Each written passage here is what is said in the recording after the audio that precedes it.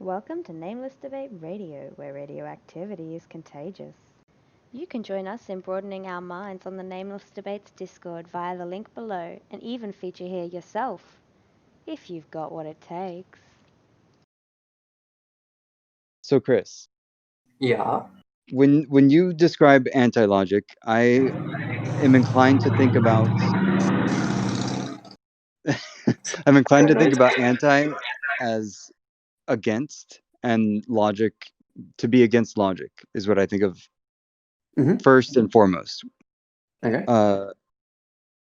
Help me understand, like, maybe a more precise way to understand it, because that way just feels pragmatic. Yes. So the way I generally try to view it is I see antilogic as the inversion of the laws of logic. Inversion or of the laws of logic.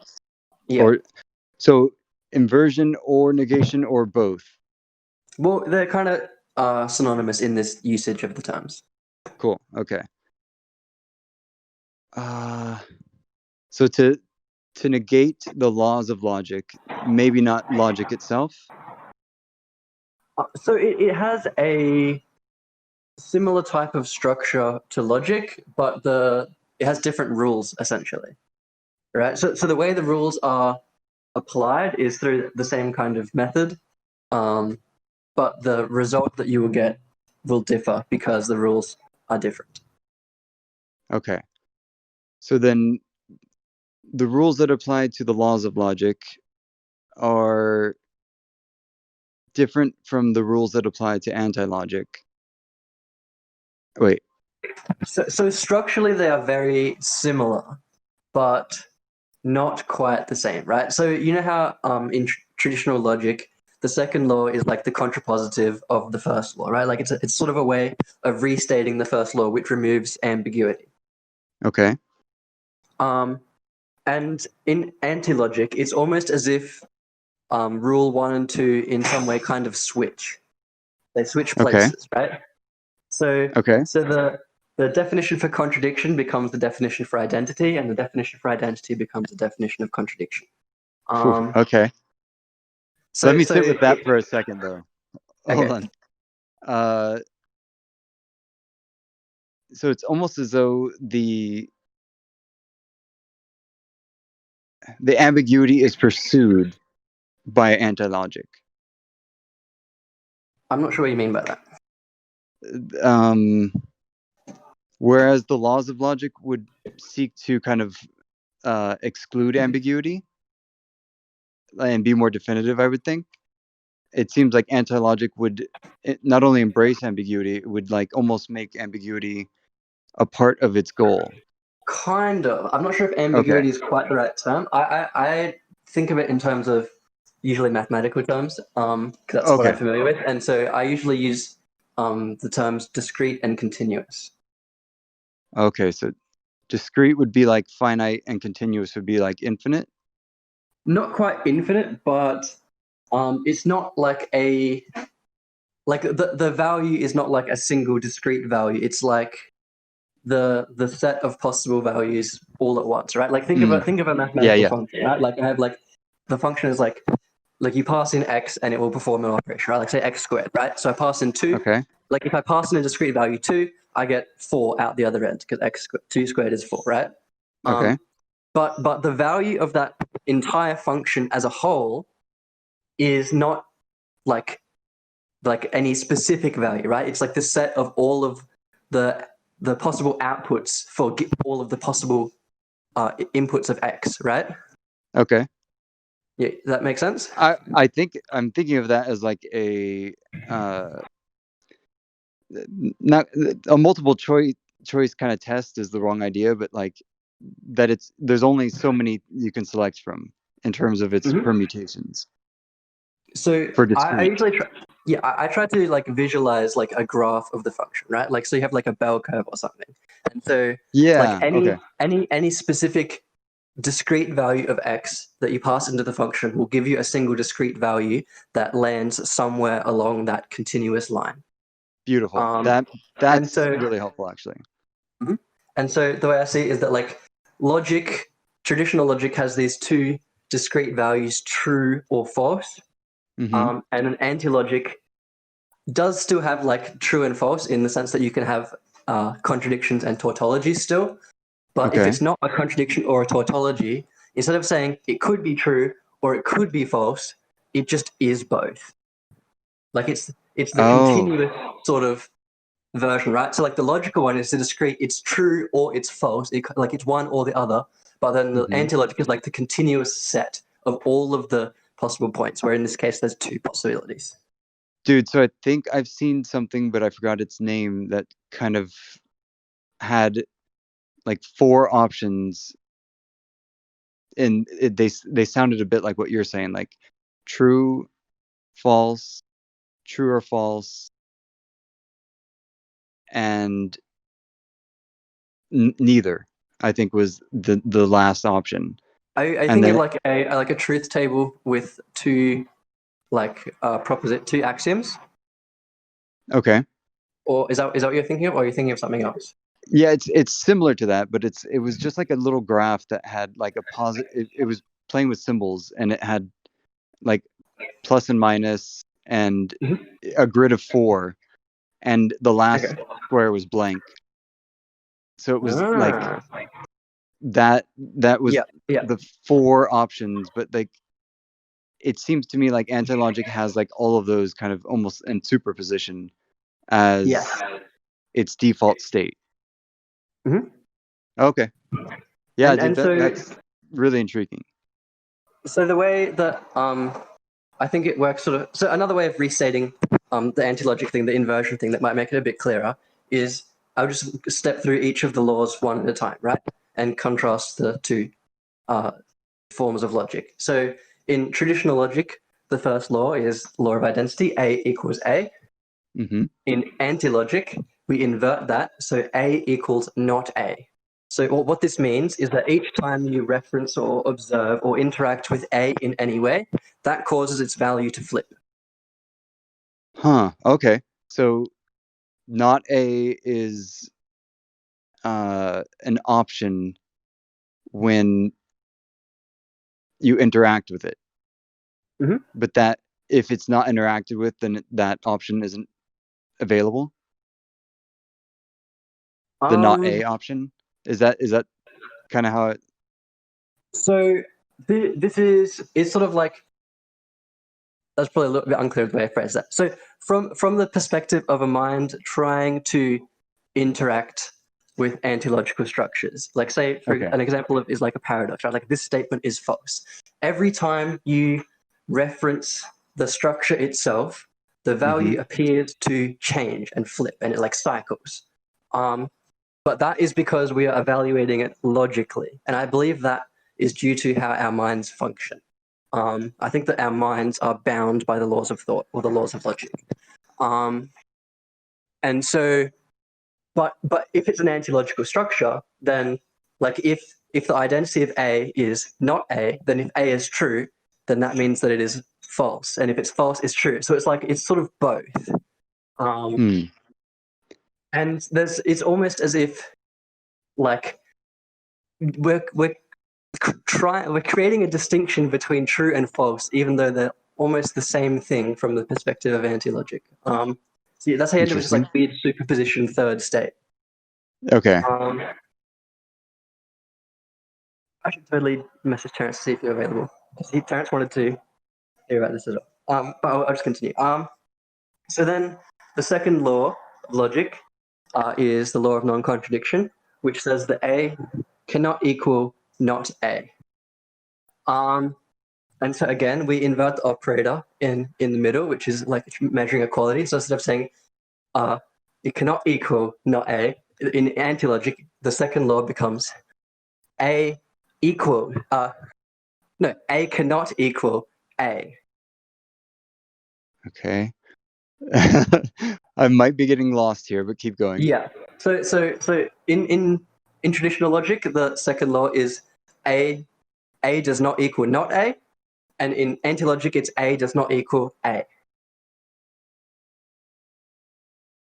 Okay. And so and again, it's kind of the contrapositive restating of the first law, except when you compare the two, it seems like law 1 and 2 have switched places when you contrast logic and anti-logic. And then the final law is where it starts to get really strange and where you get all the interesting behavior from. Okay. It is in traditional logic, you have the law of excludability, which says A is either true or false, but it cannot be both. And that. But, So this one would be to note, something to to say note. that it can, right? Yes, and Okay. something to note about the law of excludability in traditional logic is that in order for you to say it must be true or false, but not both, like for you to say it is true and only true, you must have already presupposed that it's true.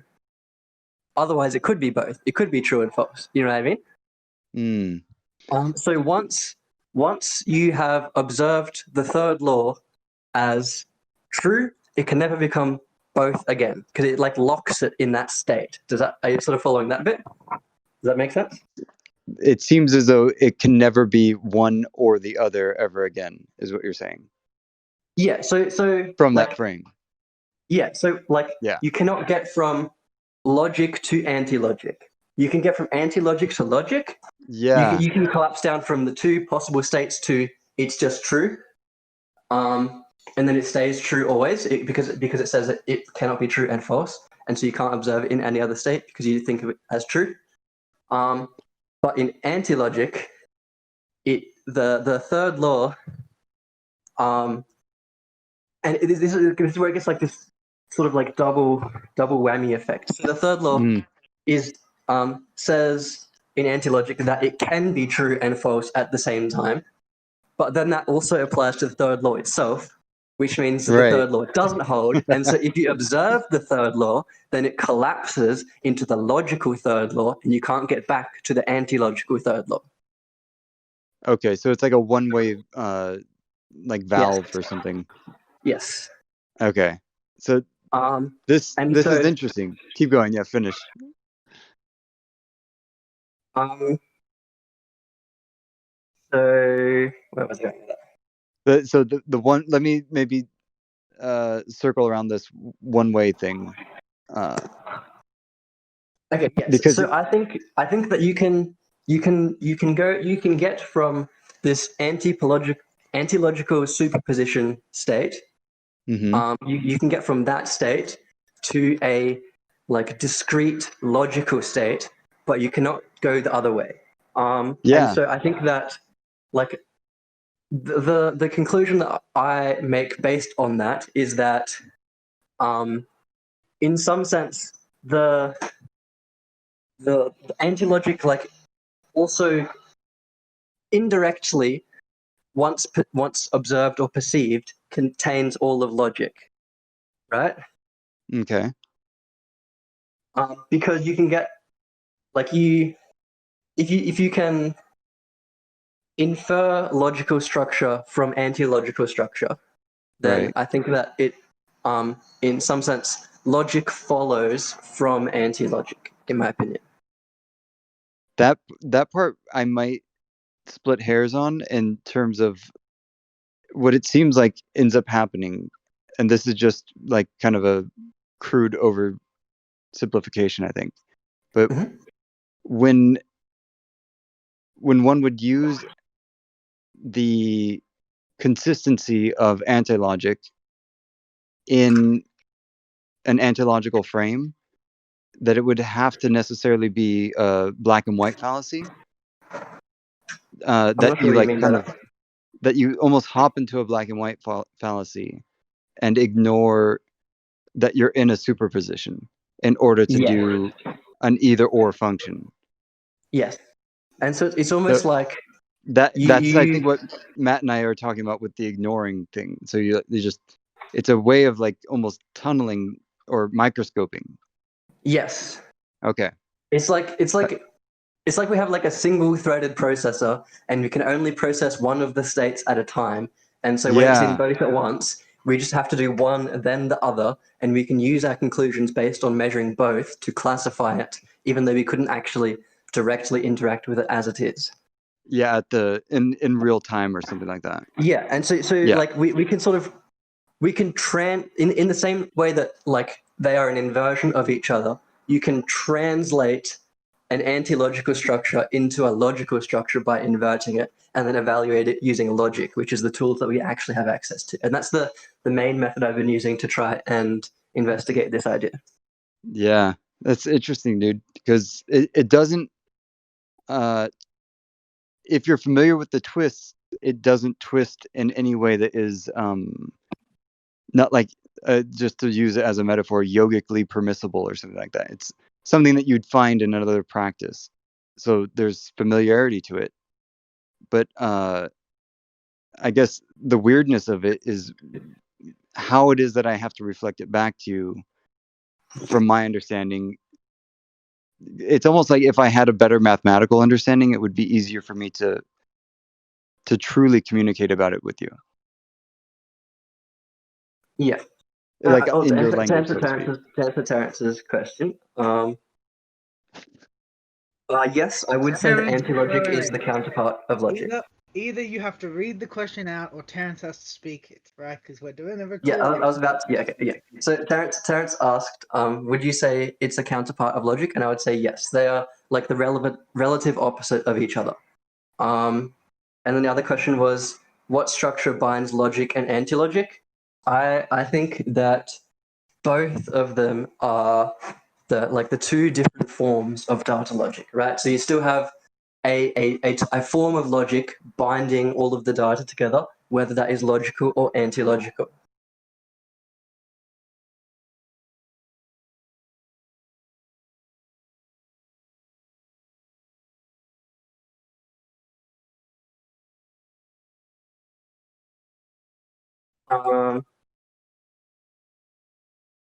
And then, damn, I got distracted again. Yeah. Oh, so yeah, I think the meta logic comment from Terence is helpful because that reminds me. So like if I had a better mathematical language understanding or something to that effect, I think you and I would have a good meta logic together that could speak, and maybe even like instruct a codified way of breaking this down or representing this. But because I lack that, I have something that I think it's fuzzier, looser, more imaginative, and that's the patologic, where you're just using small patches of all these different ways of trying to maintain logical consistency, and you're just doing like a shotgun blast of ignorantly apprehended patterns in real time. We're almost both, even though we know we can only do one at a time. It's a weird conflation, blend, blur, hybrid. I don't know what to think of it as, but the Venn diagram image that I made, I think, captures it as precisely as I can think of it. So, yeah. Hopefully that's getting us some. And so,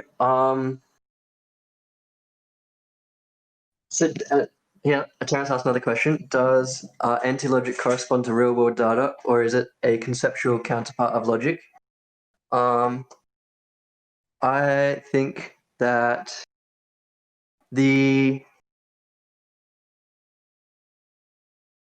so this is probably there's two interpretations that I've been working with when trying to engage with this idea, and each of them seem to have slightly different explanatory power, and I'm not sure if they should be like combined together or not. But I think one of the, in terms of trying to examine real world,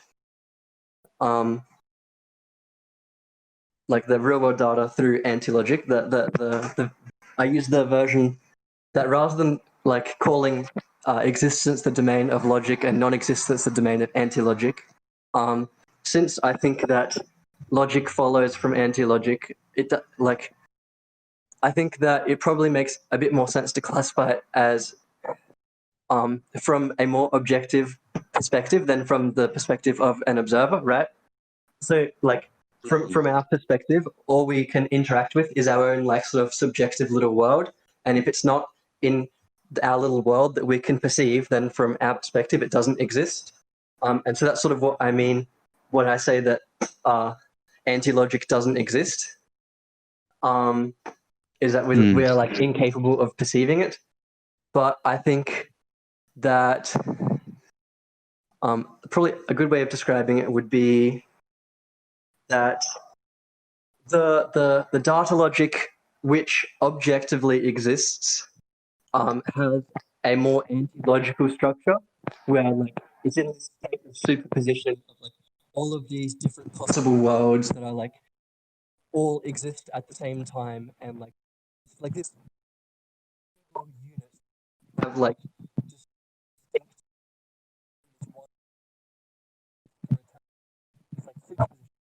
that's right. And so I think that objectively, it makes sense for objective existence to have an anti-logical structure, and then our subjective existence, which is borrowing information from the objective one, is bound by the laws of logic or the laws of thought.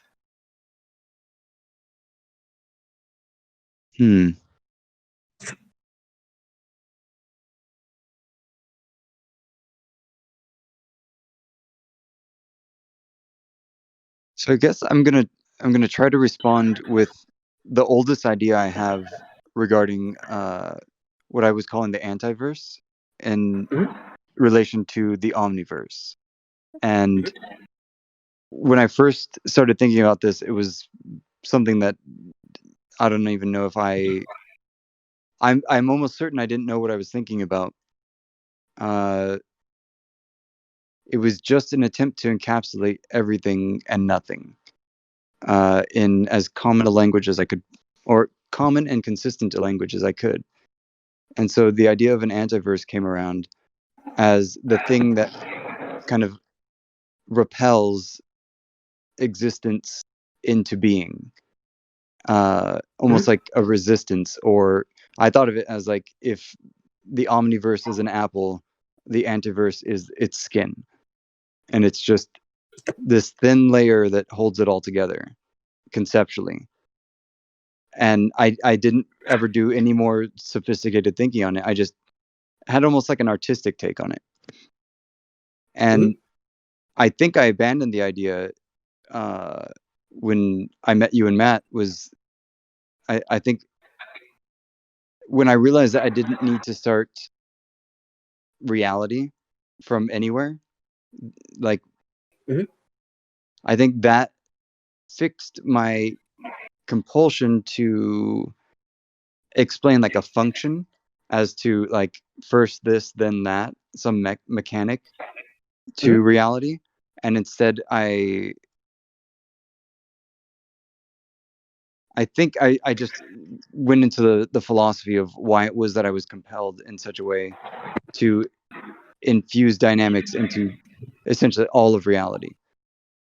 Well, yeah, go ahead. for me, the distinction between anti-logic and logic is not so much that one follows from the other in sort of like a temporal sense. It's more that logic is like the limited scope version of anti-logic, where you can't see all possible states at once. You can only interact with one at a time. And so that's why I think that from an objective stance, I think that it's just this one state that is this unchanging superposition that has always existed, right? And it's like all the different possible things. And so this is a static thing. But then how is it that it appears to change for us? And I think that is because when we are attempting to engage with that anti-logical structure which objectively exists, we have a limited scope, and so we collapse it down repeatedly into all of the possible states one at a time. And so even though it's all of them at once, from our perspective, they appear to be sequential or changing or like temporal, because the way we are engaging with it is in a sequential way rather than all at once. Yeah, and that makes the whole valve idea seem to it almost makes it like a necessary prerequisite for space-time, that the arrow of time goes in one direction in a universe. But like if you were to see all universes as like this, I don't know, just some kind of fractal flower of life kind of image, there's so the relationships go both directions. yeah, and you would see that the arrow of time thing is it's like a slider or a scroll bar. It's not really Exactly. in play. Like the whole line is there, and when you're like, so to use the, I think InSync has used this example before of like a video.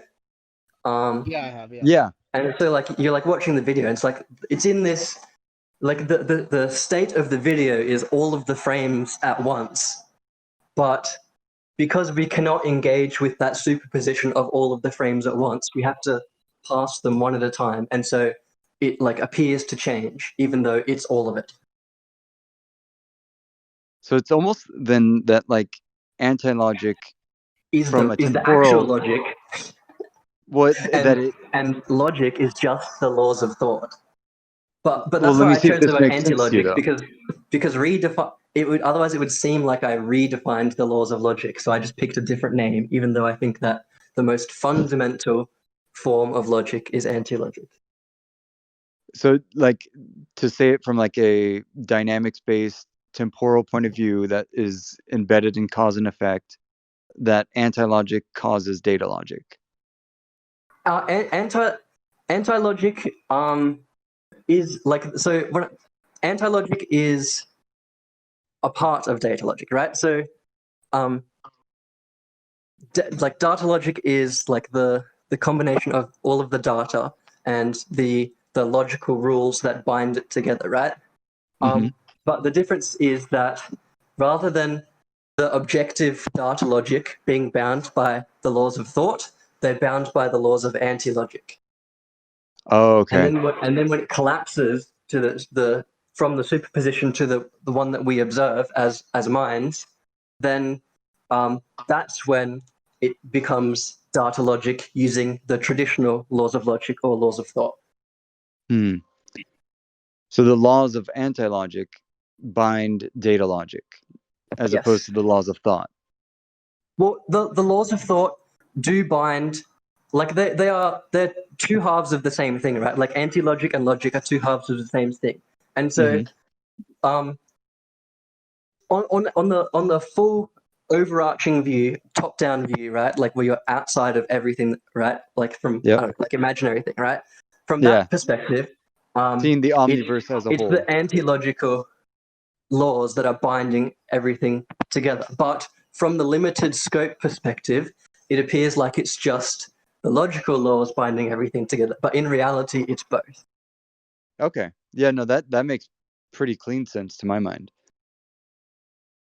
The fact that it's like from the bottom up, like from if we had to say that our space on Earth is like the small microscopic point of view that looks at logic, trying to see the big everything.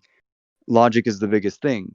But if you were to transcend and kind of peer in at everything as if it's just a sphere, from that point of view, you'd know that there was this anti-logical structure that had rules that were essentially invisibly connecting everything, making it the network that was something that you could behold, even in your imagination. Because I can imagine that, but I can't. There's no way I would ever be able to like argue that or prove that or. Yeah. And even then, when we're trying to imagine it, what we're really doing in the background is like converting it, like translating it into a logical structure which we have assigned the label. Like it is the equivalent logical structure, right? Yeah, and for me, it's more of a symbolic thing because I'm in my mind. I'm interpreting your words and your meanings like simultaneously, and they're pretty close. They're almost always like your words are precise. You're not trying to like confuse yourself or me. Yeah, Now and they are. I've heard you. Try talking to me I've like heard you 3 months develop this ago, bro. idea for a long time, dude. So it sounds like you've trimmed the fat and Yes. streamlined it, basically. Yes, pretty much. Okay. Through discussing it with a lot of people, it's helped me to understand which bits are not helpful when trying to explain it and which bits are.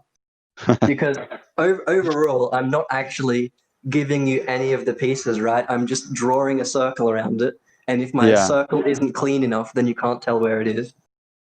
Interesting. Yeah. Because I can't actually directly point at it.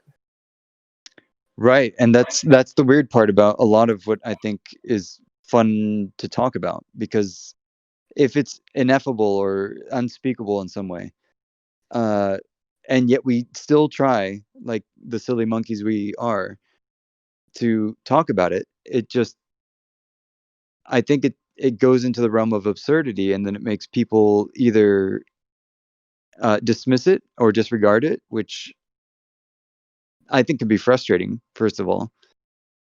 But at the same time, like it empowers you to kind of keep refining it and making it better until it's actually communicable. But Yeah.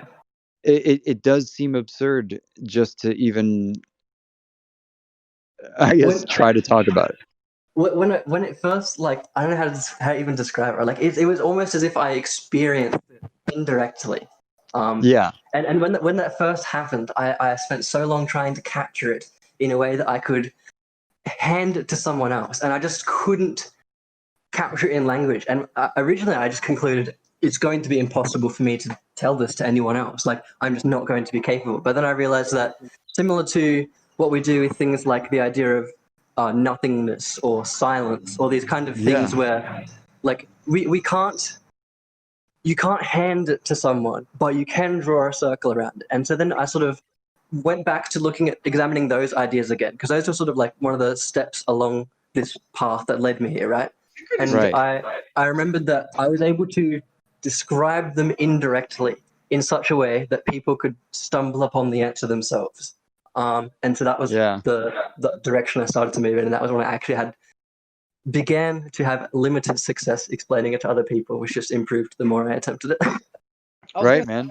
Synchronicity is like a more concrete example of the same sort of thing, where you can't Right. hand someone, but you can draw a circle around it. Yeah. That's the interesting parallel, I think, between all of these data sets or whatever they are. Mhm. The information that is connecting them all and connecting us as, as people, it's kind of mind-boggling to even just take 10 facts about each of us and then put it into a blender and see how the 30 of those facts are all essentially the same thing. Like, Yeah. just based on nature alone, like human bodies needing survival, or the culture we're embedded in, and there's so many layers to actually slice in on it at that. To me, the way to cut through all the noise of the overwhelming amount of significant, like immediately pragmatically useful information, is to have the ultimate one quick at hand. So I think data logic, anti-logic, any logic really, if it works, it gets you to that ultimate precipice where the realization is possible. Yes. But the work is actually, it's not really in the words. It's the words are the signposts pointing us where to look in our mind, so that we can reflect it with our mirrors and all that, all the light analogies that we can think of. But I think the kind of the matrix that we're ultimately revealing is, are we going to be comfortable with what our projections are capable of, and will we be able to kind of give each other the heads up and the clues that I think help us navigate the experience of living? Not in a more meaningful way, because it's meaningful enough already now. Like, for me personally, I don't think I need to expand much further on my quest for understanding everything. But I do think that there are ways that I'm going to almost like not shrink back down or compress. I think there are ways that I'm going to compress everything that I've learned that makes the levels of inflation that I've tried to Is that the organizing of the chaos? perhaps, yeah. It's like compressing the aspects of it that don't break, and if they're too brittle, they're not worth compacting into the foundation Yeah, if they're of too whatever. They're not. If they're brittle, they haven't been formulated correctly. Perhaps. if they're too Yeah. brittle, then they have to be replaced anyway. Exactly. So you get the breaking out of the way right up front, and I think even the plumbing analogy that I think is useful is that you get the shit out of the way first. Make sure all the stuff that isn't going to stick around or be useful is out of the picture, and then the fewest things that you need to remember in order to start explaining reality to yourself in a moment of chaos, or a moment of forgetfulness, or a moment of drunkenness, or any other state of affairs we may find ourselves in. The quicker you can get from A to B, like, oh, I'm nothing, to, oh, I'm Eddie, or I'm Chris, or I'm Matt. Like that's a scary bridge to cross if you haven't done it enough times in the past. Once you do it, though, it kind of like you end up finding things like Antilogic, I think, that maybe it's comforting I wanted to maybe make the connection, and I guess,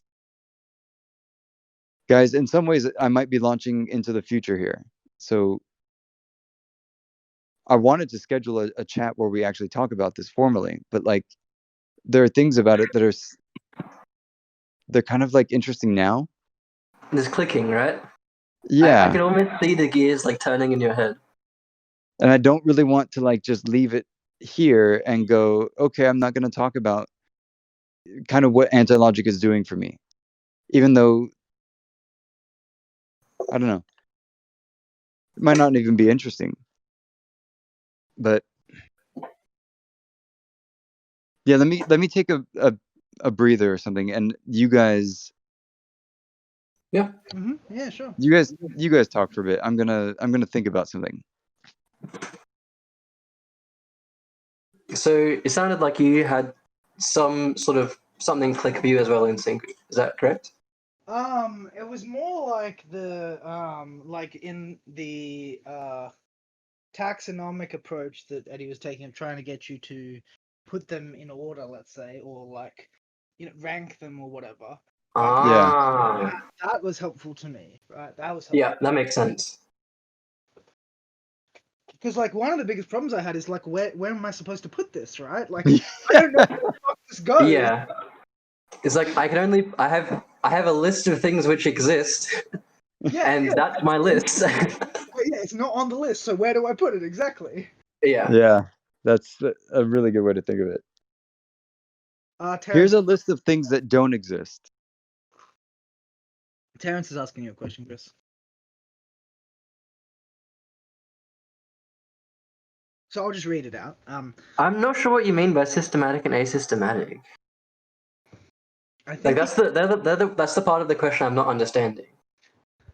I think he means like comprehensive, like accounting for all. I would think. I would think. Just for the recording though.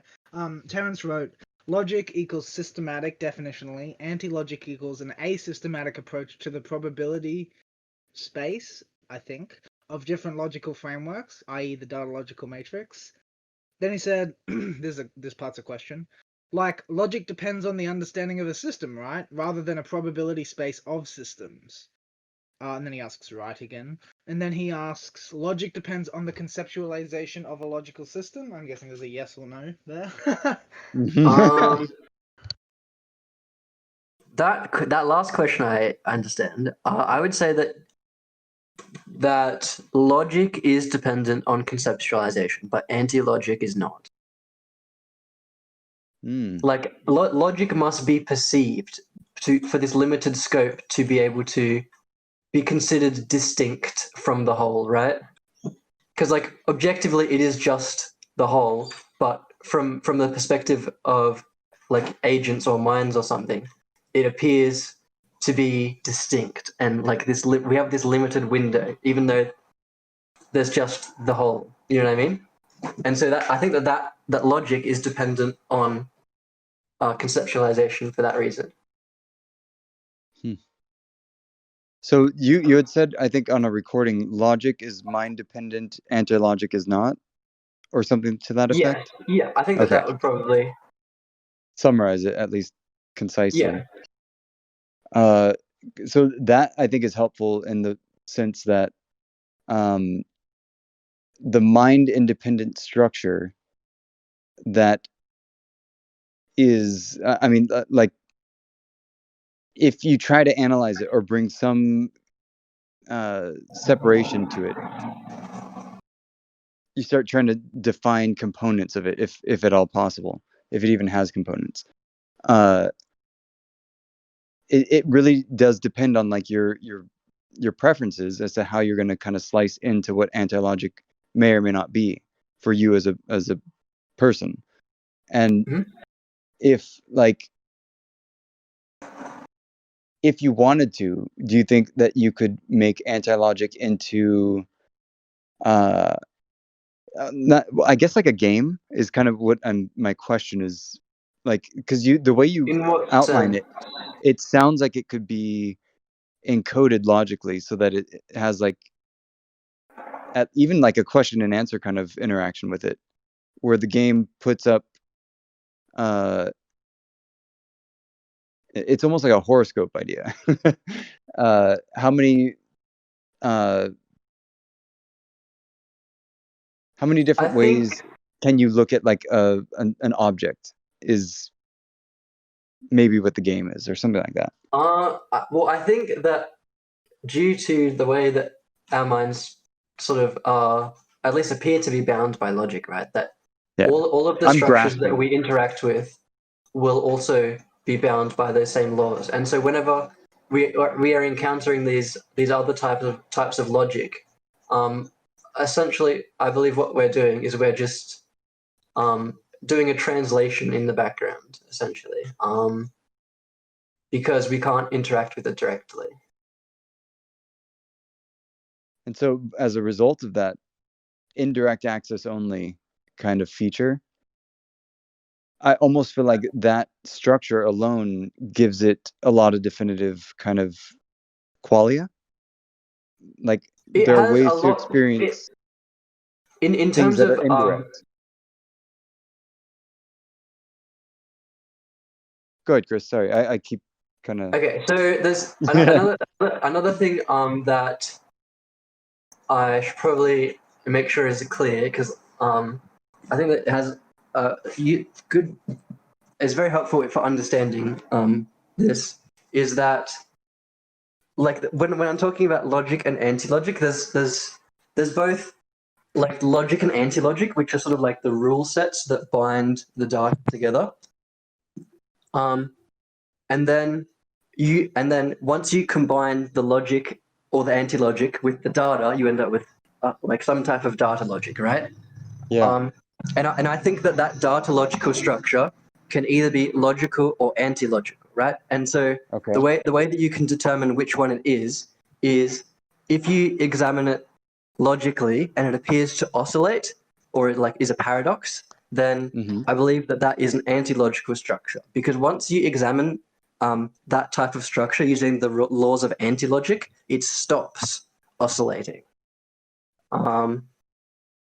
Because it sort of say does, that last part like, again. Once you analyze the that same paradoxical or anti-logical structure through using the laws of anti-logic, it stops. Like it doesn't seem to oscillate anymore, because you are evaluating it using the set of rules that it's actually defined using. Huh. So does that sort of make sense? Yeah, that almost causes it to pause or be static or still. So like to go back to that example of this statement is false, right? The classic paradox, or like Lie's paradox, that is similar structure. when you examine that logically, at the very end, the last step is like a negation, right? You say it's false, and so it negates, and that's what causes it to oscillate when evaluated using logic. And so if you assume the axiom is true at the beginning, once you finish evaluating it, appears to be false. And then once you examine it again to do the other possibility, because we can't examine all of the possible states at once, we can only do them one at a time. So we try, what does it do if it's true? Then what does it do if it's false? And each time it appears to change because that last step does an inversion. But when you examine it using antilogic, because of the way that antilogic functions, how whenever you observe or examine something, it flips. So you like begin to examine the proposition, which causes it to invert, and then you get to the end where it inverts again. And so this double negation means that if it's true at the beginning, it's true at the end. And if it's false at the beginning, it's false at the end. And so it doesn't do this oscillating thing anymore. But if you take a regular logical structure and examine it using antilogic, then that structure, which logically would not oscillate, now using antilogic appears to oscillate. Like it's sort of like they don't play nice together, you know what I mean? And so you can by looking for these oscillations, you can determine which form it is not using and infer which form it is using as a result. Got it. You can tell it by what it's not. Yes. Okay. Or you could also look for the one that doesn't oscillate, and then you know that you've got the correct one. But you can look for either, right? Like you don't have to. In order to classify it as a logical or anti-logical structure, you don't have to evaluate it using both. You just pick logic or anti-logic, which is really nice because we can only work with logic. And then once you evaluate it using logic, if it oscillates, it's an anti-logical structure. If it doesn't, then it's a logical structure. And if it's completely incoherent, then it's just illogical. Like that is also like something that humans appear to be capable of doing, is coming up with structures that are neither logical nor anti-logical. They're just straight up illogical. Yeah, there's like, it's just like neutral nonsense, non-plus.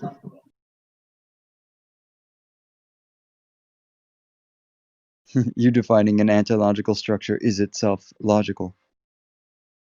Yeah, through the mechanism that we have access to. So that's a bit what I was thinking of, is that the way that you outline it like that, you give it like a logic sequence, and it kind of creates a tautology or a loop that allows it to maybe be like a program in a computer simulation or some kind of, I see it almost like, it's almost like checkers. It's like, I don't know why I'm seeing it as checkers all of a sudden. I would be curious to know why. That's interesting. Yeah, but like, it's the idea that like a move on a checkerboard is, you can only go one way sometimes if, things are blocking or there's a jump. But then there would be an anti-logical way to go, presupposing that there was a piece that wasn't there or something like that, and seeing those different like moves that are not available, but that they would be if conditions were different. I don't know. It's just, there's something about it that's visually instructive for me with your words in that way. That's called a counterfactual, by the way. Counterfactual. Okay. Yeah, how things could be but aren't because of certain, obvious characteristics. I needed that word in my vocabulary. Counterfactual ideas are a big part of how we reason. That is, yeah. I think my son does it as well. He thinks counterfactually in terms of what isn't. Yeah, that's how I've come across most of the ideas that I've stumbled upon, is by looking for what's not true, and through finding falsehood, I can determine, like, in some sense, why it's not true, and use that as like a pointer to what is. Yeah, definitely. That's cool. Terrence is beginning to see its usefulness.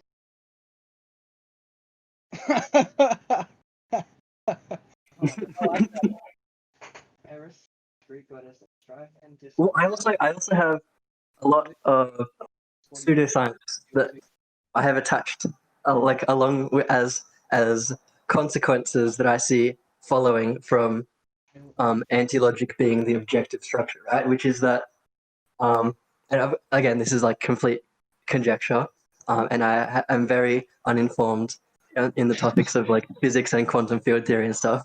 But if you take a phenomena like the superposition in quantum mechanics, which is sort of like this, it seems to align with the antilogical structure much more than a logical type of structure, right? Because it's this, it's sort of like these combined values at once. And then from our perspective, we observe it and it appears to collapse to a single discrete state or a logical state.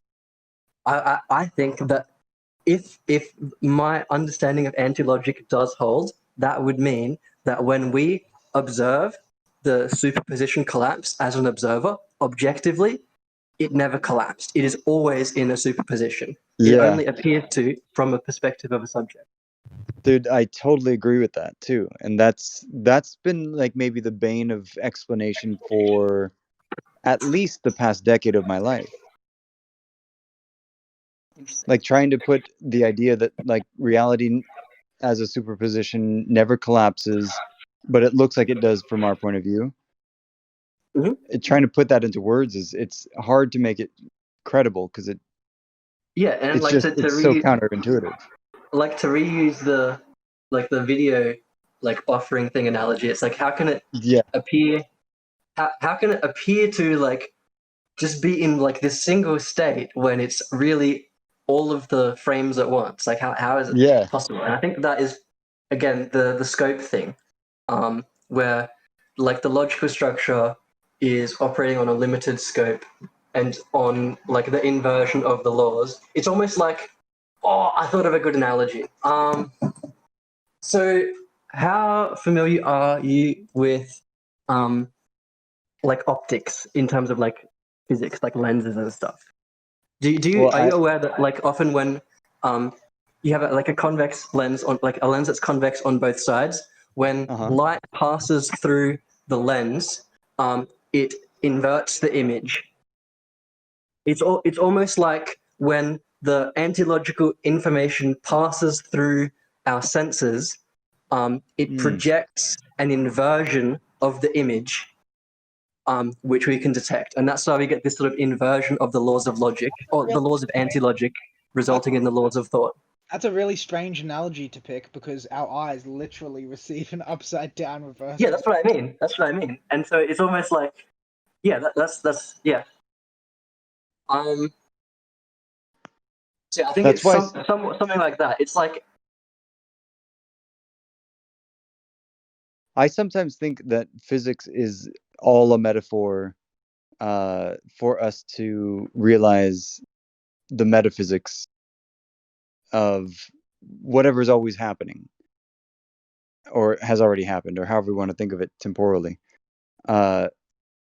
The idea that we're interacting with like permutations of antilogic, I think that is where the notion of patologic comes in to distinguish that it's, instead of permutations of antilogic, everyone gets their own unique impression of whatever their patchwork of logic may be.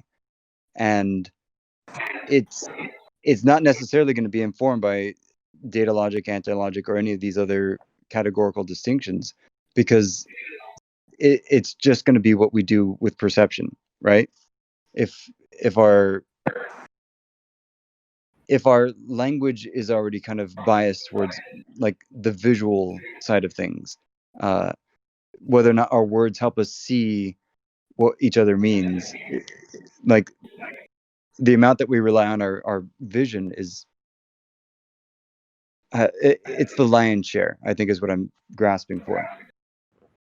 And so when we're trying to visualize these kind of invisible, ineffable things, what ends up happening I think, is that we have to see it somehow.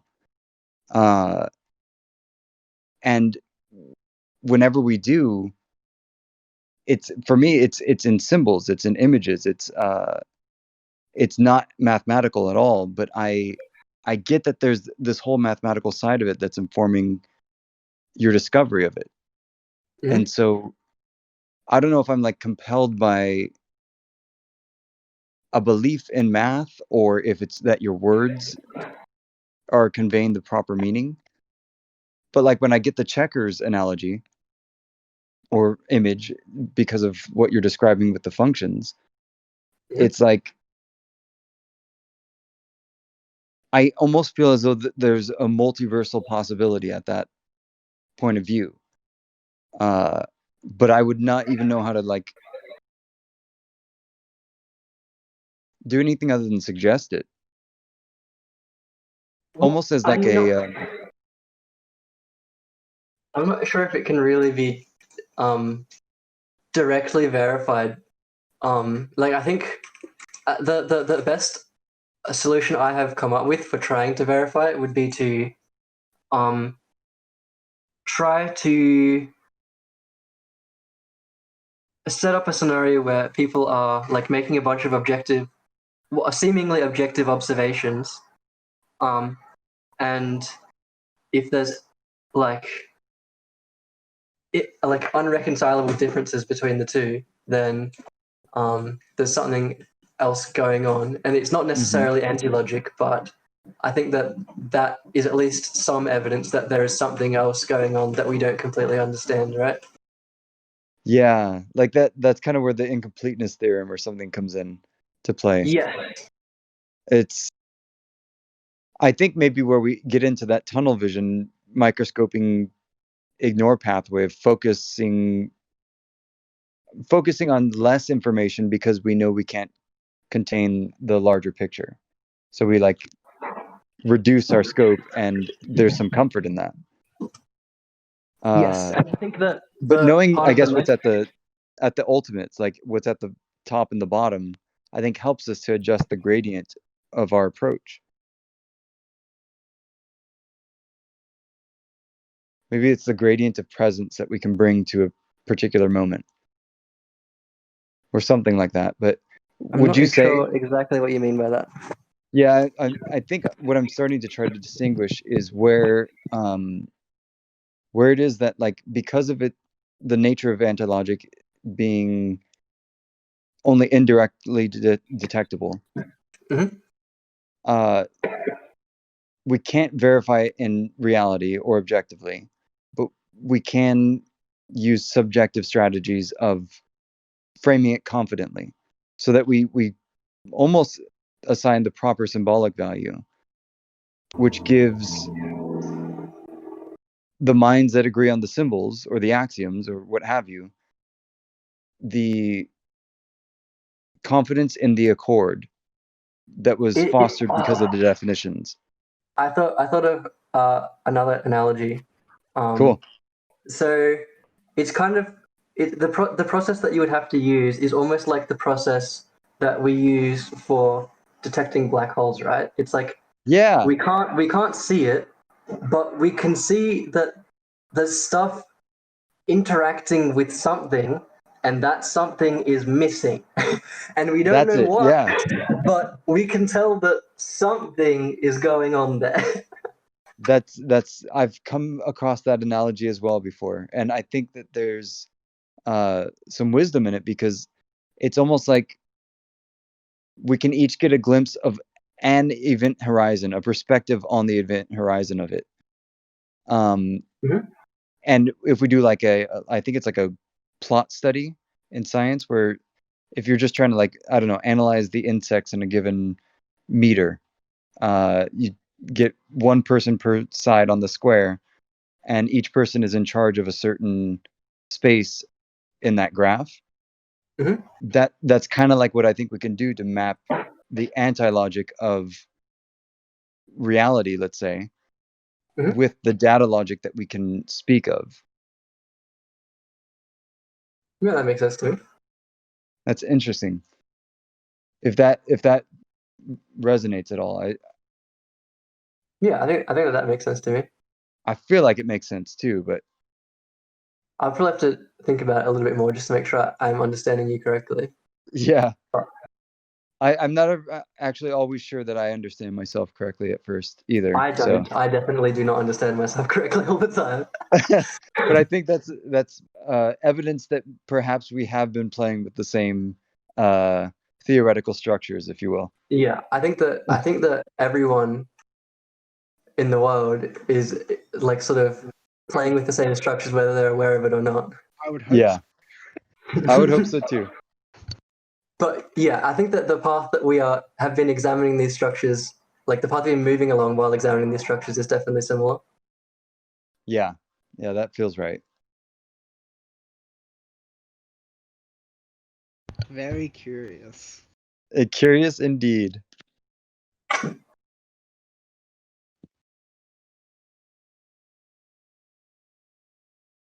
It would be mind, I'm thinking aloud. Like it couldn't be time or space.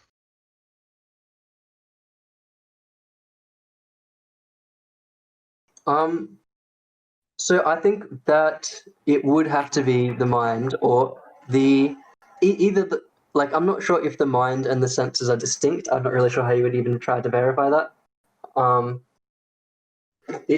me, it seems like for a mind to have to be able to be a mind, I think it has to have some kind of perception, and so I think that you can't really divorce the senses from the mind.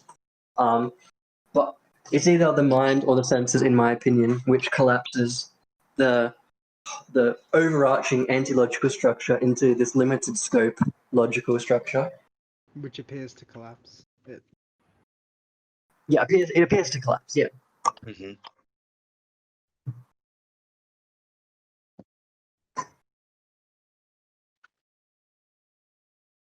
Yes, I think that the mind, yeah, the mind does pick a perspective, Vivi. And I believe that perspective is based on a combination of our current internal state and the new sensory input we receive, and then we use that information to infer like our understanding of what we think is occurring, and use that to update our internal state, and then we just rinse and repeat until we get to the end of all of the it's sort of like we're doing the brute force thing, right? And so you sort of just like we just keep brute forcing it until we run out of possibilities.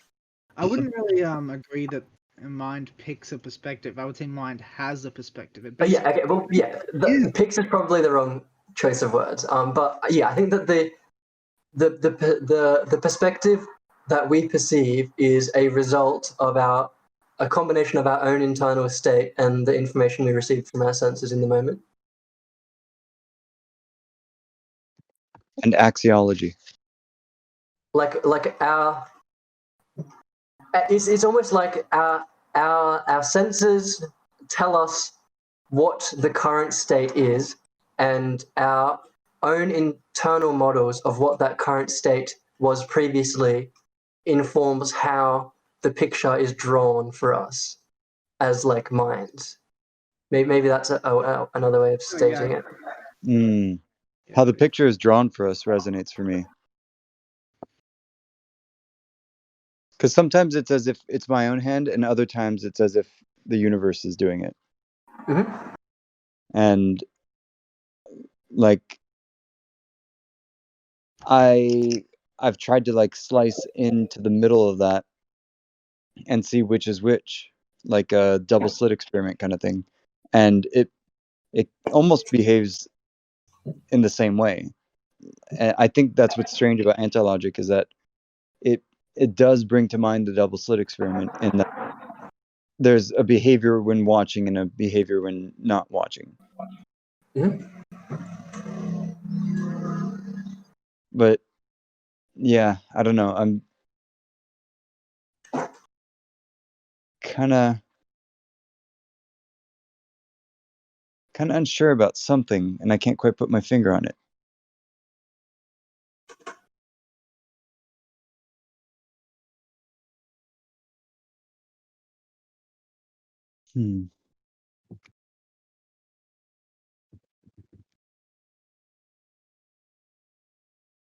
So, Chris, Nano, Mhm. do you think that if DM Theory Reloaded were to mention Antilogic, That's a cool name. isn't that what That it's is, called? yeah, that's what I'm calling the new version of the paper, bro. That's Yeah. cool. What was it? DMTheory loaded. If it were to include Antilogic, like where in its kind of chapters should it be? I Beginning, think middle? I think it should be towards the beginning because I think that the majority of the conclusions that should be drawn from examining an idea like DM theory are more to do with informing your decisions and stuff. Like at least from a pragmatic perspective, like what utility Yeah. will I gain from learning from these ideas? I think that the middle and the end should more focus on the logical aspect than the anti-logical aspect because you can't really apply that in the real world. But in Yeah. terms of trying to give an overview of like what could be fundamentally going on, I think that it makes sense to include it towards the beginning because as far as I can tell, anti-logic leads to logic in some sense. Mm-hmm. And then you can just continue from logic from then on for the rest of the duration. Yeah. Maintain that consistency as the epistemological frame that gets updated along the way.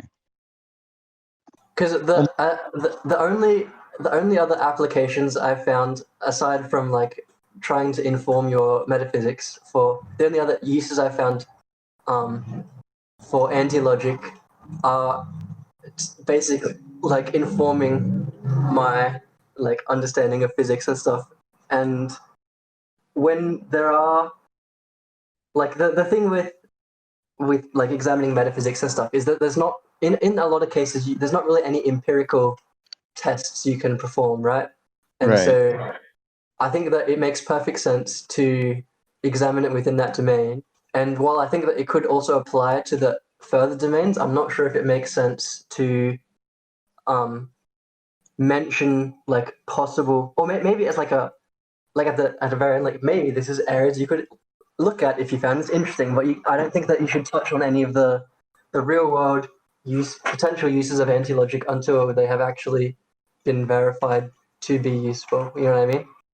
Right. Yeah. No, that's good advice too, I think. Because I think at this point, a lot of my conclusions, aside from the metaphysical ones, based on anti-logic, are mostly pseudoscience.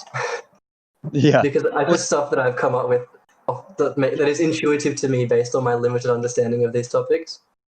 That's how I've gotten here to have this conversation, though. So there's some merit I think to that it. there's definitely value in doing that, but I'm not sure if it is wise to share it without a big red warning label saying this has not been verified. You know what I mean? Like it's interesting, but I'm not sure you can't. There's no way to say that it's true, right? Well, here's one subjective experience that I could offer to. I wouldn't even say to evidence anything about it, but like it's the idea that if you don't mind living your life as though it's a cartoon, you can try an anti-logical approach to living. But if cartoons are fundamentally annoying or just, noise to you, then don't even start. It's not something that would be advisable in your position. Like if that's not what you're looking for, basically. Yeah, it's not for everybody is the idea, but then at the same time, like that's kind of true and almost a confession or admission of my own life. Like there are parts of it that I believe that were, let's say, all prior to today, confirming a little bit of what I think I understand about anti-logic now. I've had so much experience with this stuff, and I think that may be the root cause of tantrums in my children, perhaps, but not literally, just superstitiously. And there's a way that I can use suspicious thinking to my advantage, but I wouldn't suggest it to other people. Like, don't go around being suspicious of every kind act. Maybe be aware that that's a possibility, but don't, give in to the suspicion that the universe is actually conspiring against you, or people, or culture, or anything. so there's an aspect of it that has, I think, almost moral implications, and maybe that's just because like the first, I'll take us in a real quick, time travel trip. The first experience I ever had with something like the ineffable, synchronicity, antilogic, what have you, I called it the Holy Spirit. And it was like by God's good graces that I was able to perceive any of this through my imagination or visually. Like I would be able to interface with an experience that was so transcendent, but at the time it was just, oh, I'm special in some way. So I get to get God's special message, and everyone else is going to have to hear my interpretation of it. The ego was largely in control of that at the time. And so I didn't refine anything about the language. It was all based on old kind of religious understandings. And so, I don't know, the point of me even sharing that is that, like, there's a way to refine that same naive apprehension of things that are too abstract or in the nether regions of the psyche. And it would be dangerous to suggest that someone should start there sometimes. Yeah.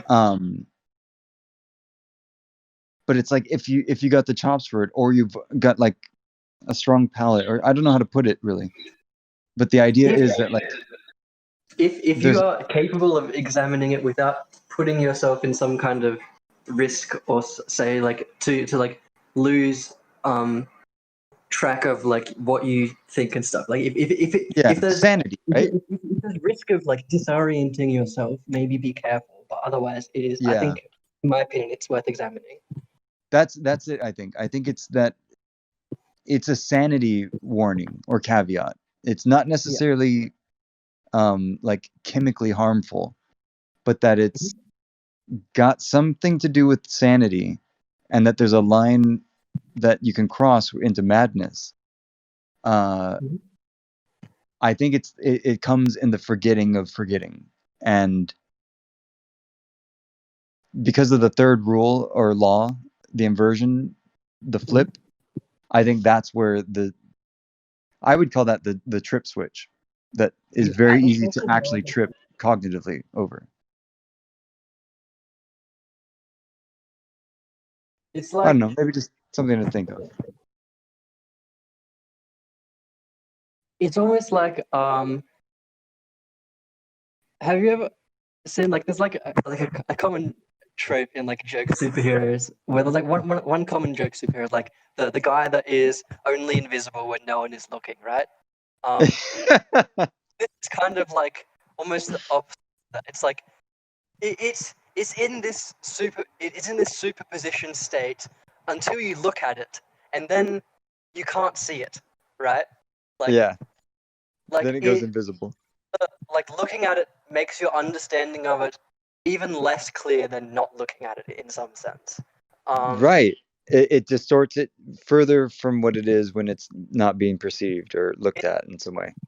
In the same sense that, like, trying to attempt to convey the idea of nothing, like even attempt to do so, very similar. And so, like, in even attempting to examine antilogic, the act of observation in some sense almost destroys it from your perspective. Like, objectively it's still there, but from your perspective its essence has been destroyed, and now you just a fragment that remains. And you're looking at that fragment with like furious panic, so as to try to get one clue about its structure that you can carry on into the future. So I've actually only experienced the sort of the thing you said earlier about the Holy Spirit thing reminded me of an experience that sort of sparked this whole Antilogic expedition for me. Interesting. Which the idea of like drawing a circle around it, right? Trying to like you can point at it, but you can draw a circle around it. Well, the like I'd been playing with it, and like it didn't really make sense, and then like it finally clicked, and like for a fraction, like the tiniest split second, it felt like I actually saw it, and that like destroyed it. And like Yeah. but now I legitimately spent like a good 2 months afterwards just like repeatedly like almost like looking away and then trying to quickly look back and catch it before it changes, and like I never could. Yeah, dude, I know that feeling right there. That is interesting. And then the interesting thing though is that you mentioned this idea of sort of like a Holy Spirit, and for me, I have a somewhat similar concept, I think, which I refer to as sort of like the source, right? Yeah. Which is another one of these things that I can't point at, but through a combination of logic and anti-logic, I can use those two pieces to sort of draw a circle around it, right? Like it's the distinction between the two. Like there's nothing there, but somehow like there's a division between the two. But the division, like there's nothing separating them, even though they're separated. Do you know what I mean? Like it renders a blank space upon which you can project anything you wish. yes, and the reason that I came up with I started calling it the origin is not only does it match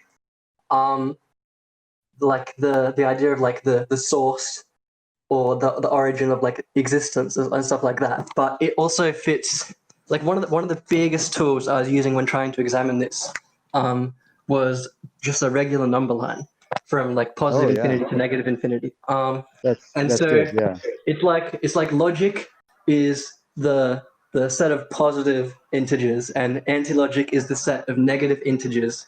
Yeah. And then you have this like boundary in between them, which like it's neither positive nor negative, but somehow you cross through like nothing, and then it flips to the opposite thing. Like it's just weird, and like that was just something unusual about that point, that single point.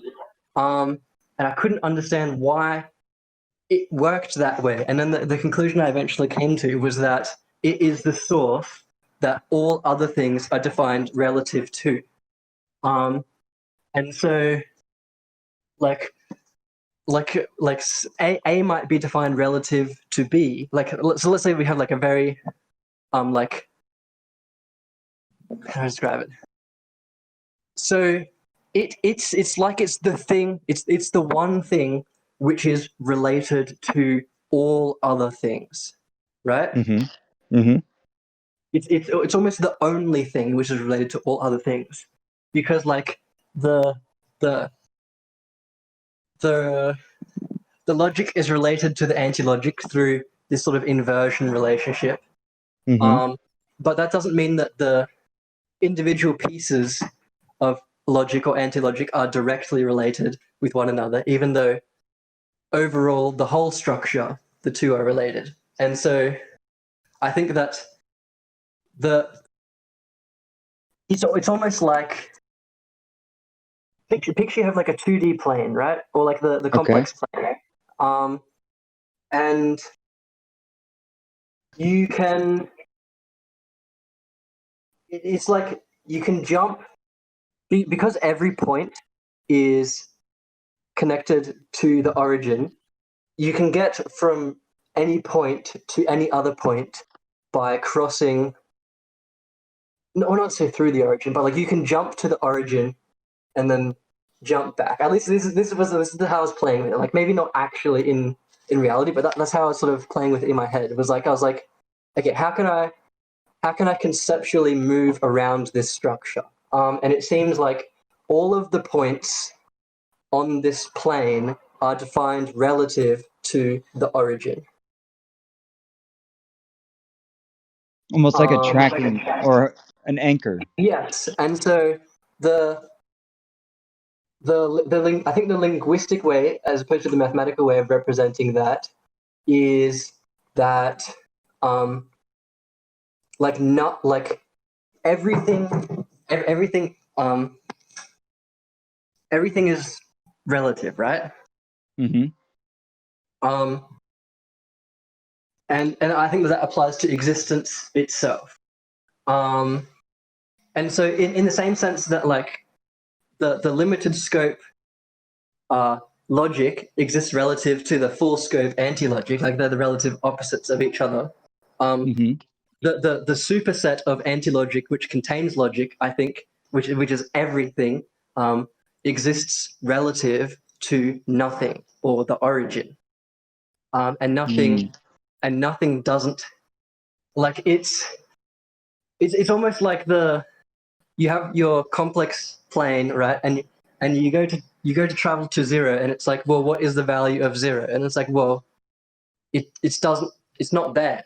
It's like you can't point at it directly, but you can pass through it consistently, right? Like by negating your value, or like by multiplying by -1, you can pass through it. And like if you have a and negative a, you know that the origin is exactly in the middle between a and negative a, because to cross that boundary, you must pass through it, even though you're not. Like I don't know how to describe it, because like you're not passing through it's something. Undefinable. You're saying it's undefinable. Exactly. Yes. Dude, and so what for kind me, of drugs are you on? You're making that it is like sound crazy. my I think equivalent of what you were describing earlier with your experience, where for me that's like my sort of source or origin, and that's how I understand it. Yeah, that's interesting in many ways, because of, I think the fact that you're calling it your source or your origin may be one reason why it becomes true for you, but also it may be symbolically or structurally similar for other people to relate to, in terms of how they kind of compile the words that make their source or origin story self-apparent or something like that. So, but the interesting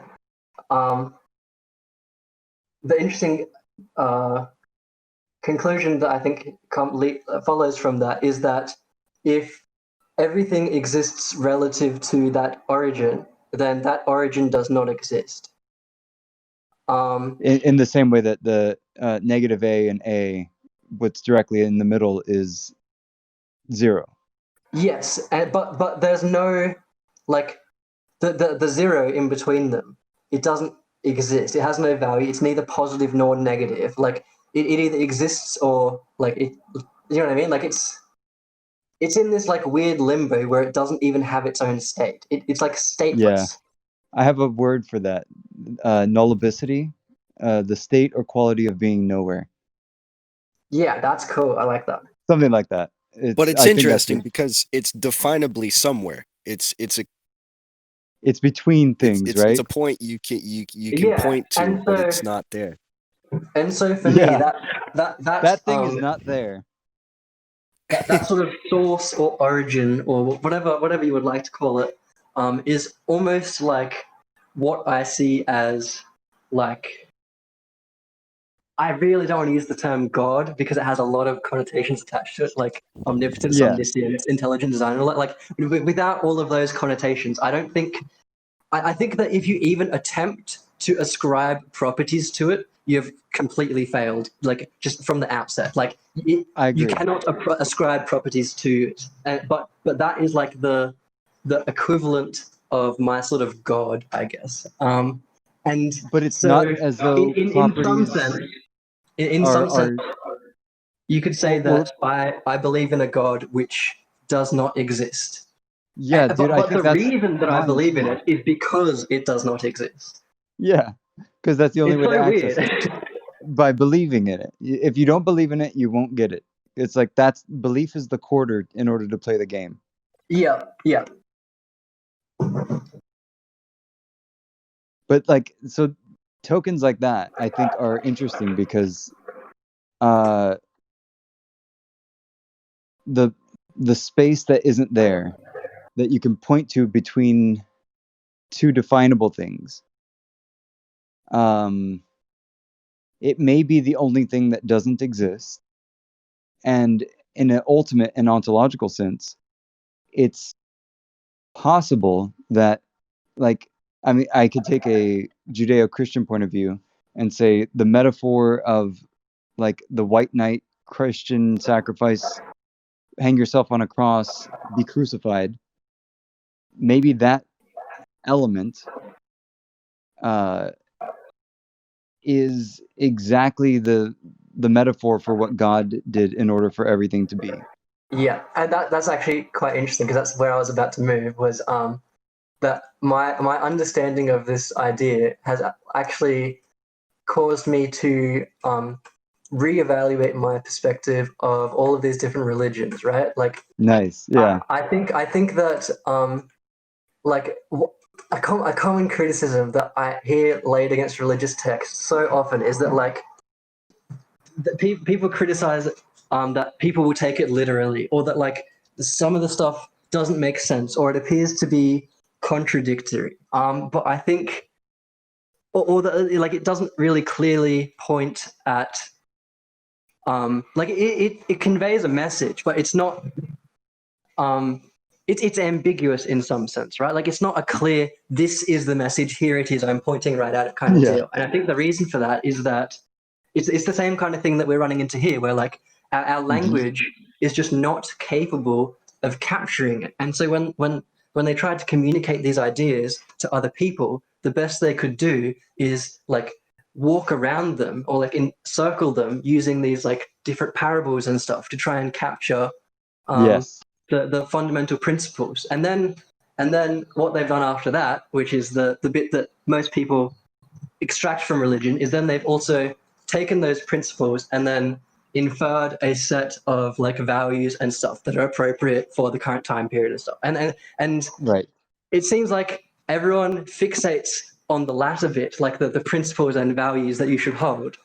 But I don't think anywhere near as many people sort of try and read into the underlying message. And maybe people do that, and I'm just wrong. But in my experience, it does not seem like many people do that.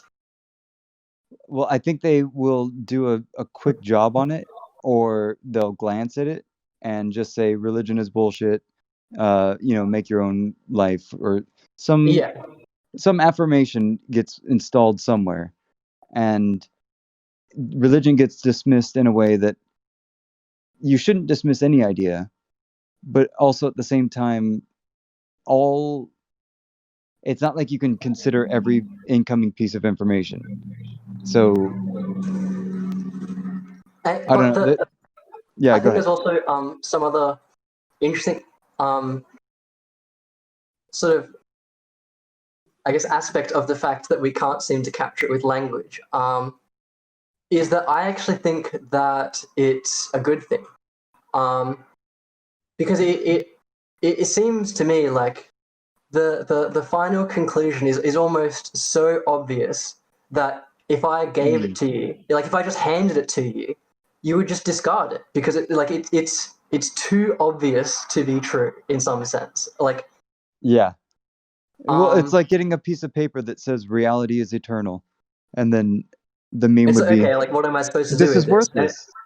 It's a piece of paper, right? Like, and so if you just directly handed someone these kind of ideas, unless they go and, like, pull it apart themselves, I think that you would be quite likely to just dismiss it. And so I think that it actually works in its favor to not be able to directly capture it, right? Because then it means that, like, you can sort of detect that there is something being circled, but until you sort of try and clean up the edges of the circle to make it clear so you can tell where it is, like, you have to put a bit of work in yourself before you can actually.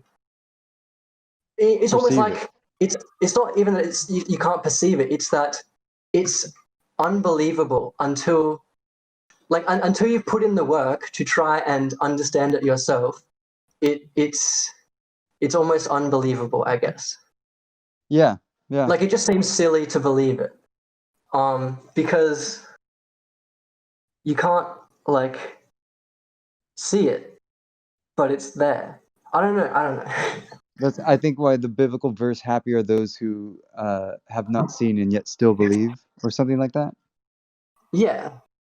it's to not be led by your sight and instead by faith. Yes.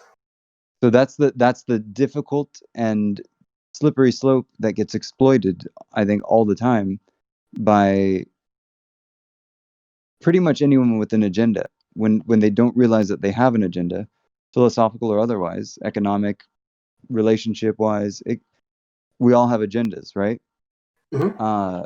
I can't think of a way to better orient the natural agenda-making aspect of human mind than some sacred practice, ritual, exercise, what have you, that allows you to constrain or improve the wild habits of our human nature, let's say. Mm-hmm. Maybe that much goes without saying, but yeah, the other thing that I've been sort of concluding is that this idea is like about as far from a new idea as you can get. Like maybe I am formulating it in something more appropriate for like modern times, like the way that we explain things to each other. But yeah. The underlying fundamental principle is there's absolutely no way that it's a new idea. No, I agree. It's like the Tao reinvented, and yes. the way that we bathe it in bathos. So that's a phrase that I've loved because are you familiar with the term?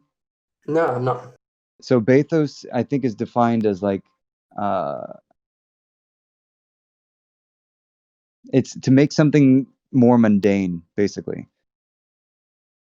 And it's almost like Dude, if you could. Very strange. I just got a very strong sense of deja vu.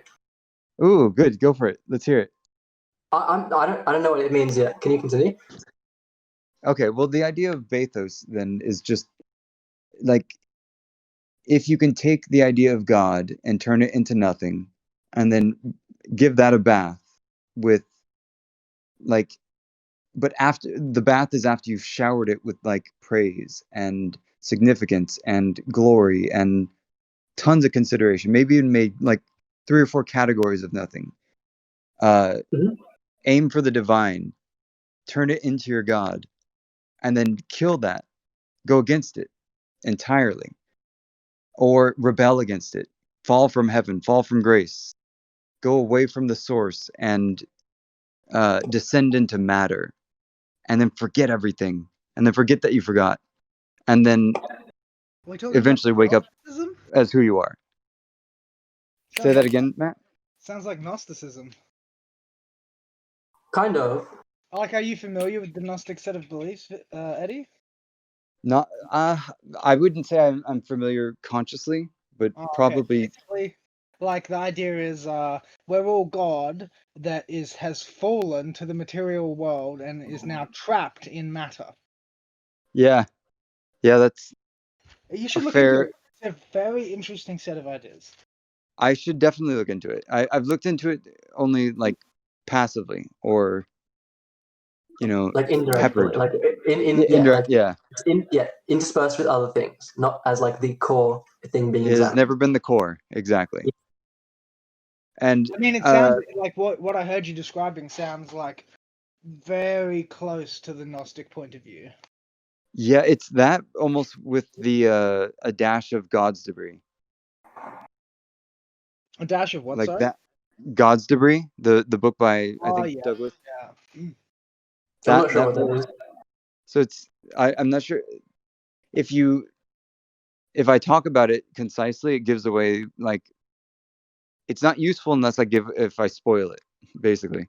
Okay. But like the idea without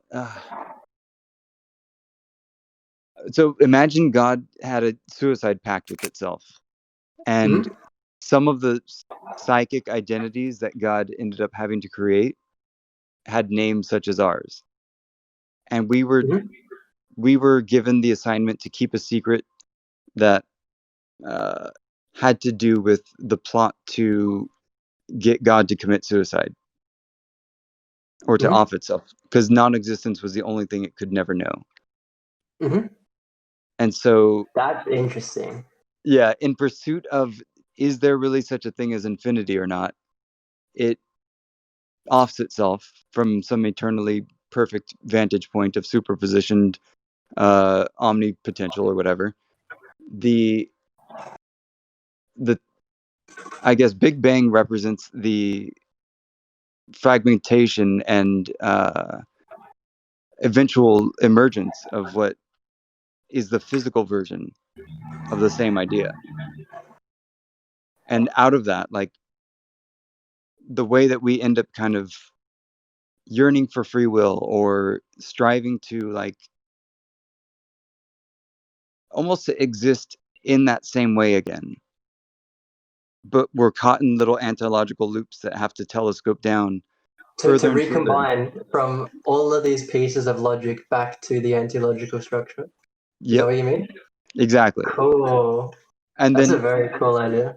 Right? And in doing that, like, spiral dance, we end up circumambulating into dialogues that, or these are the same ones that have always happened. And generally speaking, you can look throughout all of the archetypal things that happen in nature, with wind blowing and leaves rustling and, I don't know, just those kind of typical patterns.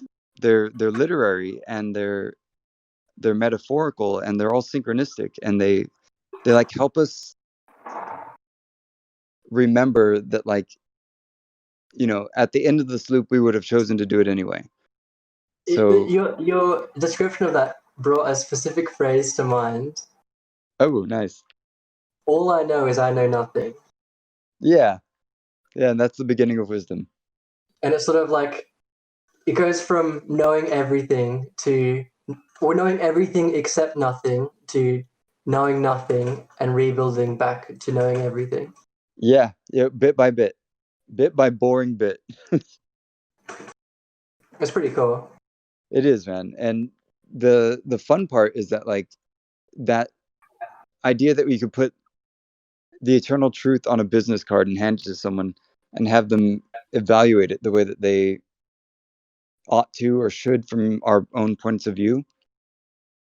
I think that's where the things that are sacred turn into dogmas, if we have expectations on those things. But, like, I don't know, one thing that inspired me was when NSYNC started to talk about coming up with, like, the dogmas of data logic or something like that. Data logical dogmas. Is Matt still around? I am here, but I was just engaged in a conversation with Jamie, sorry. You and Jamie. Yeah. Young Jamie? What? Do you have your own young Jamie? Young Jamie? What do you mean? Like Joe Rogan? He's a little older than me. Pull it up. Yeah, pull it up, young Jamie. That's funny. Yeah, actually. So, what was the question, Eddie? Do you remember, like, even just vague memories of data logical dogmas or something like that? I remember us talking about it, but I don't have a great memory of what, Damn it. The conclusions. Yeah. I could probably find some material on it. I'm just not sure at the moment. I know I once tried to write a bunch of, like, aphorisms about data logic or the Tao of data logic. Oh, yeah. I don't know. I don't know if I liked any of them. They were all just... kind of become... Go ahead. I'd be interested to see them anyway. Yeah, probably even more if you didn't like them, because that indicates to me that something could be done to make them better. Yes. There's something that either of you could do to make them better. Share the secret to making dogmas better. Let's hear it. There you go. Yeah, just be able to disengage with them, I think.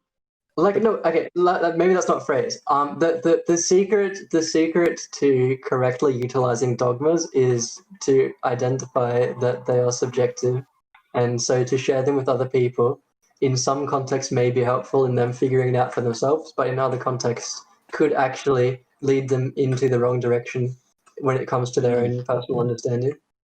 Yeah. Like, it can be a double-edged sword if utilized incorrectly. True.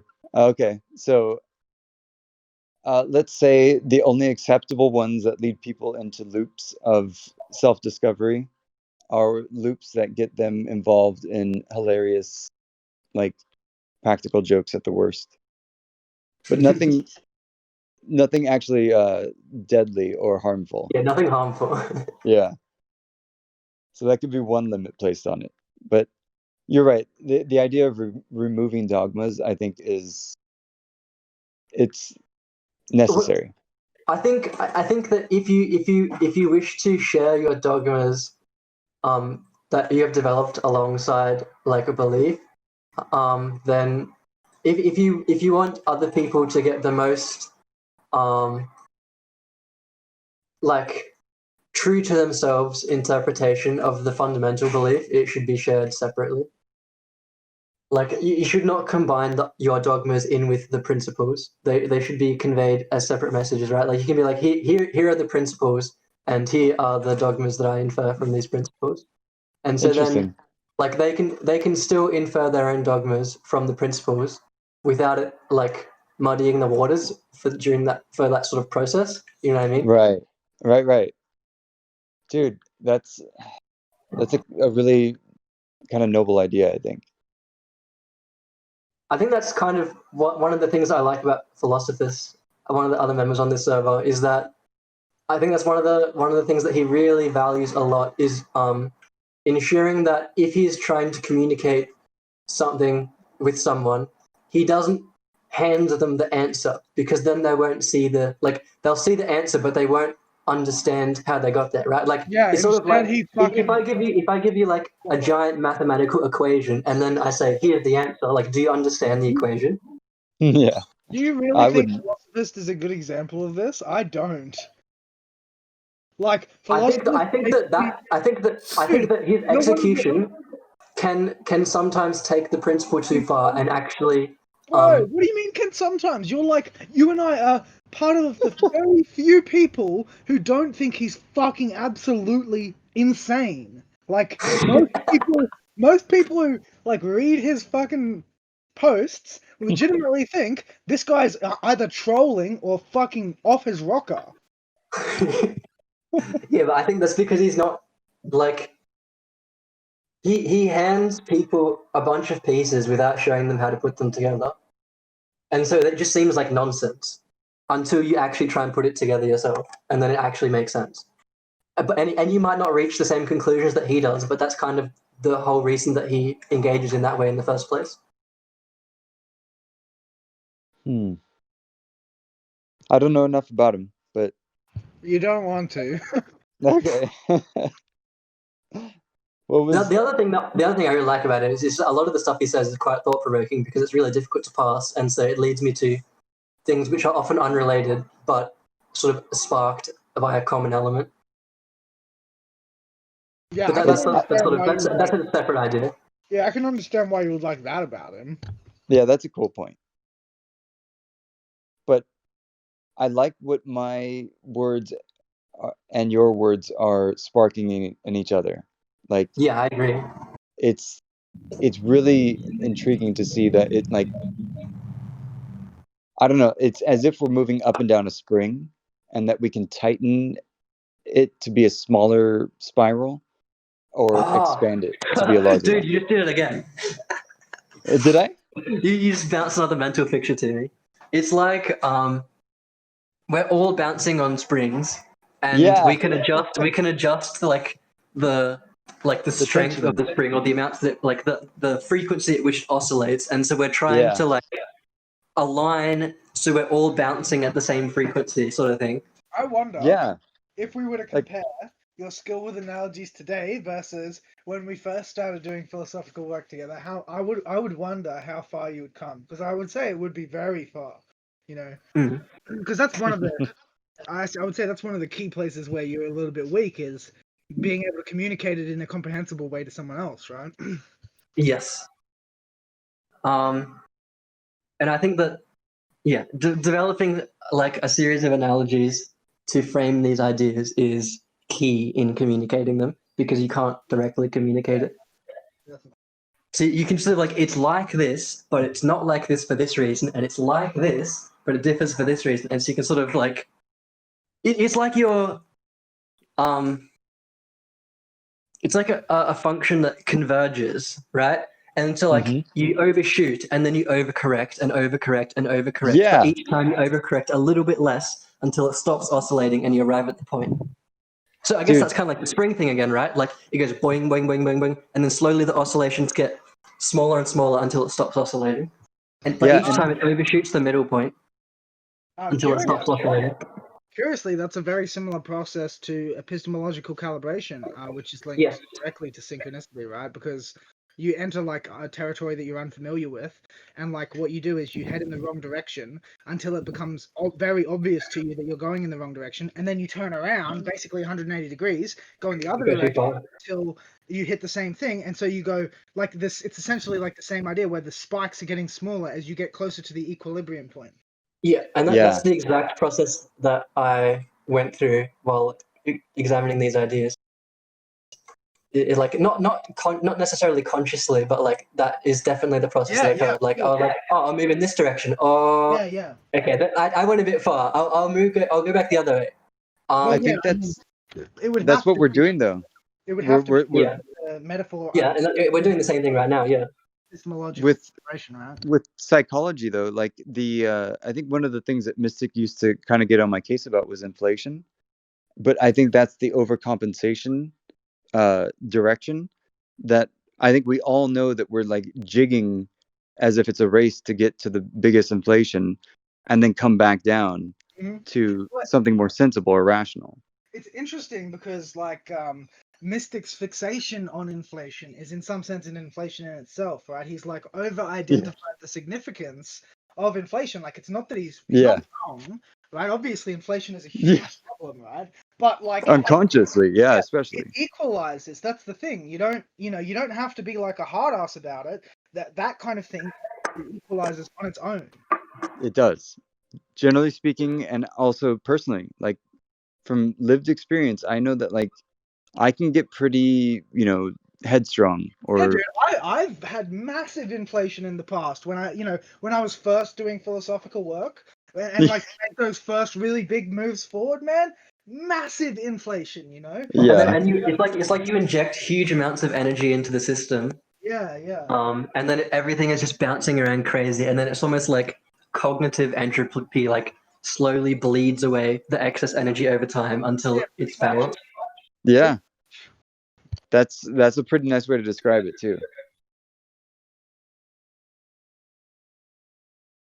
Well, these I think visual accompaniments to the music of the moment and the synchronicity that we can partake in. One of the things about Epicureanism that I appreciate is the idea that you can not borrow from tomorrow's happiness is one of my ways of kind of distilling the essence of Epicureanism. And like when I think about that with synchronicity, so many people have like the same kind of, I think compulsive drive for progress or expansion, or just really like the quest to be better. I'm sorry, I gotta ask. After I've been listening to y'all for a while, what are y'all's? Have y'all ever had any experience with psychedelics? Yep. Yeah, definitely. All of us. Many. Shit, man. Many. I'll be honest. I am on my first LSD trip tonight, and I was just cruising the debate servers. Dude, that's a beautiful timing, dude. That's a really fascinating coincidence, dude. Yeah, I love that one. I was thinking, Eddie, next time we get together to chat, which should be either tomorrow or Wednesday. I aim for that. I want to talk about metaphors and the role of metaphor in the elevating process of analogies, because there's something special, I think, about metaphor, the way that a metaphor can express what is inexpressible in the language, essentially. I would love to kind of choreograph that, because I think that there's some really good elements that we got here today, but there are ones that like we can even check the recordings for. Like, yeah, definitely. This I'm gonna aim to get this one up like within a week. This recording. nice, dude. Yeah, Nice. these are like, they're helpful for me because I almost not, I don't have to use my memory to do the practices or exercises of it. Yeah, you can go back over it and listen and then be reflective rather than projective. Yep, it's a much easier space to kind of energetically approach it from. Yeah, definitely. But yeah, I would love to talk about like the role of metaphor in that, because I think it sounded like it was underplayed almost in the description, in the conversation we had a little bit earlier about how important analogies are, because in my mind it's not just the analogy, it's the metaphorical element of it that elevates. Yeah, that's a more precise way to put it as well. Yeah, and actually there's a book I have called The Rule of Metaphor, which is probably one of the most dense books I have ever read. But the thesis that the guy's advancing, like kind of slowly throughout the book, is really, really interesting. It's quite similar to what I've said, but obviously the thing that I've said is extremely simplified, And like the way that he goes about establishing it is through a categorical analysis of metaphor. Like, what is it? What is the correct theory of metaphor? And it's like it's an extremely long exploration of the various theories and what might what their lacks are and what could maybe do about it. It's really interesting. Yeah, I think. See that? Did you say what it lacks? What it lacks? Yeah. Yep. Wait, what is that? I'm sorry. That's like flaws. What the flaws are in. Thank you. The flaws. Yeah. Okay. So to lack something is a flaw. Yeah. Okay. I think the confusion was that it sounded like it, and but the pronunciation. Yeah. Sure. Yeah. It took me a second to process it also. So that's again, I think the pattern of mapping isn't there in that book densely kind of laid out, right? Yeah, but I mean, I'll have to like review the material and like write some notes on it in order to like have a coherent discussion about it. But it is something like that. Like the way that like the metaphor elevates is sort of like through like what you're doing when you have a metaphor is you have like a set of inappropriate terms together, right? And because the terms like contradict one another, then you go through and you try to find the interpretation that's least contradictory, which is almost always something that there's no way to see. Yeah, I reckon. Dude, I love that. That's in line with my synchronistic matrix. There's always a siren in the background. Somewhere at some time. Because I just realized it is actually like a lot. Yeah, I thought it might be a chemical on just.